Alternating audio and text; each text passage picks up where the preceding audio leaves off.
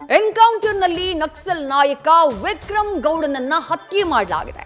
13 ವರ್ಷಗಳ ಬಳಿಕ ಕರಾವಳಿಯಲ್ಲಿ ನಕ್ಸಲ್ ಎನ್ಕೌಂಟರ್ ಮತ್ತೊಮ್ಮೆಯಾಗಿದೆ.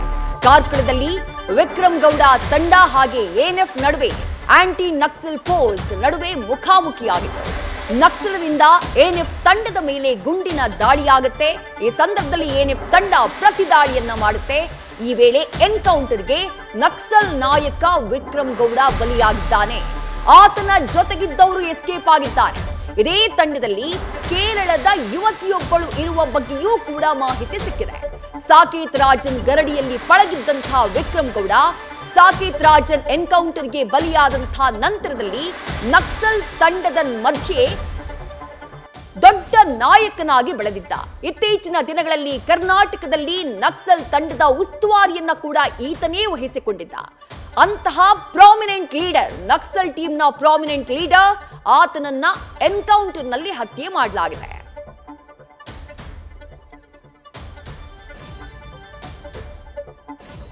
ಕೇರಳದಲ್ಲಿ ನಕ್ಸಲ್ ಚಟುವಟಿಕೆಗೆ ಥಂಡರ್ ಬೋಲ್ಟ್ ಟೀಮ್ನ ಬಿಗಿ ಮಾಡಲಾಗಿರುತ್ತೆ.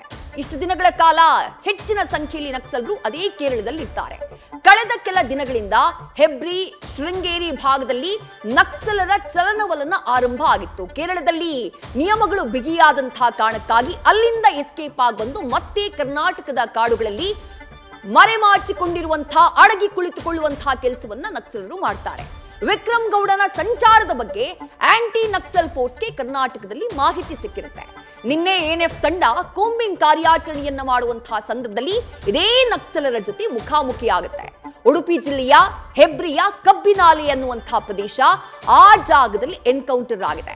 ಉಡುಪಿ ಜಿಲ್ಲೆಯ ಹೆಬ್ರಿಯಲ್ಲಿ ನಡೆದಂತಹ ಈ ಗುಂಡಿನ ಕಾಳಗದಲ್ಲಿ ವಿಕ್ರಮ್ ಗೌಡ ಹತನಾಗಿದ್ದಾನೆ. ರಾತ್ರಿ ಎಎನ್ಎಫ್ ಹಾಗೆ ನಕ್ಸಲರ ನಡುವೆ ಗುಂಡಿನ ಚಕಮಕಿ ನಡೆದುಬಿಡ್ತು. ಹೆಬ್ರಿ, ಕಾರ್ಕಳ ಪ್ರದೇಶದಲ್ಲಿ ಆ ಕಬ್ಬಿನಾಲೆ ಪ್ರದೇಶ ಏನಿದೆ, ಆ ಭಾಗದಲ್ಲಿ ನಕ್ಸಲರ ಓಡಾಟ ಹೆಚ್ಚಾಗಿತ್ತು.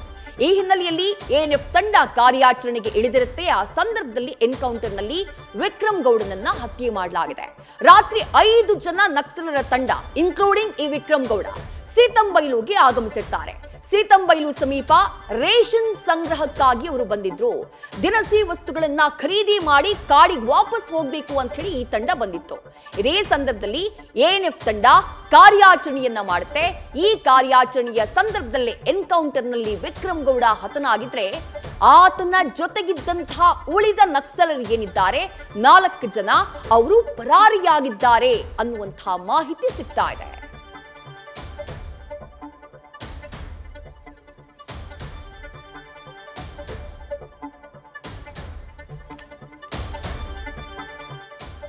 ಹದಿಮೂರು ವರ್ಷದ ಬಳಿಕ ಕರಾವಳಿಯಲ್ಲಿ ಮತ್ತೆ ನಕ್ಸಲ್ ಎನ್ಕೌಂಟರ್ ಸದ್ದು ಮಾಡ್ತಾ ಇದೆ.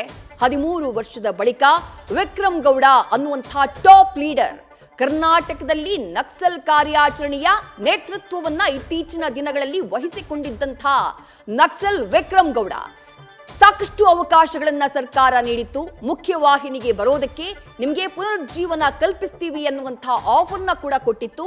ಆದರೆ ಅದೆಲ್ಲವನ್ನ ತಿರಸ್ಕರಿಸಿದ್ದಂತಹ ಕೆಲವು ನಕ್ಸಲರಲ್ಲಿ ಈ ವಿಕ್ರಮ್ ಗೌಡ ಕೂಡ ಒಬ್ಬನಾಗಿದ್ದ. ಸರ್ಕಾರ ಮುಖ್ಯವಾಹಿನಿಗೆ ಬರೋದಕ್ಕೆ ಅವಕಾಶವನ್ನ ಕೊಟ್ಟರೂ ಕೂಡ ಅದಕ್ಕೆ ಒಪ್ಪಿಕೊಳ್ಳದೆ ನೇರವಾಗಿ ಕೇರಳಕ್ಕೆ ಹೋಗಿದ್ದ. ಇತ್ತೀಚೆಗೆ ಕೇರಳದಲ್ಲಿ ನಕ್ಸಲ್ ಕೂಂಬಿಂಗ್ ಕಾರ್ಯಾಚರಣೆ ಬಹಳ ಬಿಗಿಯಾದಂತಹ ಕಾರಣಕ್ಕಾಗಿ ಮತ್ತೆ ಈ ಭಾಗಕ್ಕೆ, ಕರ್ನಾಟಕದ ಮಲೆನಾಡು ಭಾಗಕ್ಕೆ ಆತ ಎಸ್ಕೇಪ್ ಆಗ್ಬಿಟ್ಟಿದ್ದ. ಇಷ್ಟಕ್ಕೂ ಈ ವಿಕ್ರಮ್ ಗೌಡನ ಹಿನ್ನೆಲೆ ಏನು?